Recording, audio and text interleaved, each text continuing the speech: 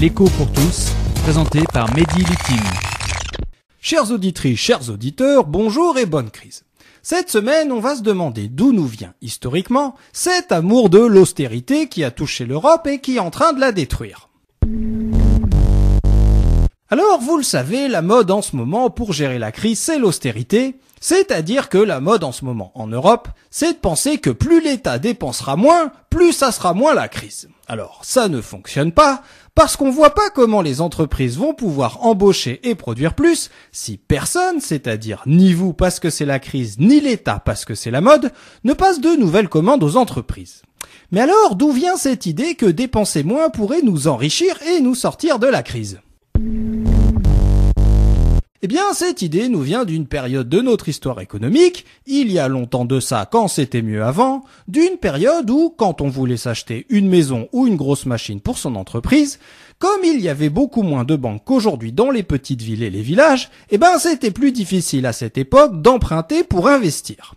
Du coup, pour investir, il fallait très souvent épargner, c'est-à-dire se serrer la ceinture et mettre de l'argent de côté, un peu comme le fait aujourd'hui un enfant qui veut s'acheter sa console de jeu et qui doit épargner, c'est-à-dire acheter moins de pain au chocolat aujourd'hui, donc se restreindre, souffrir, être austère en un mot, pour pouvoir s'acheter demain une console de jeu qui lui apportera un bien-être bien supérieur, une joie quasi mystique. Alors, ce qui fait que cette idée est encore bien forte à notre époque, c'est que ce système a super bien marché à l'époque, puisque c'est à partir de ce principe fondamental, de cet esprit du capitalisme, que les plus grandes entreprises ont pu se construire en Angleterre, aux États-Unis et en Allemagne, dans ces pays à l'éthique protestante.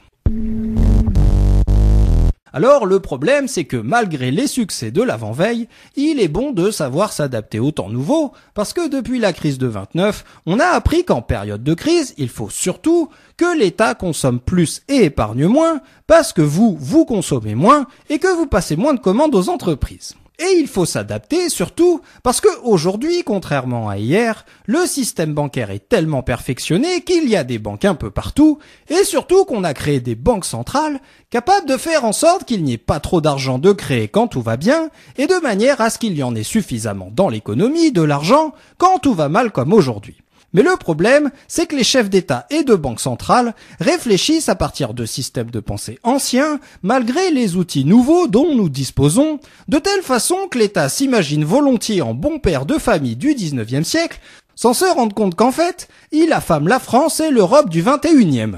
L'écho pour tous, une chronique écrite et présentée par Mehdi Litim sur Marmite FM 88.4. Vous pouvez nous contacter pour réagir à cette chronique sur marmitefm.canalblog.com.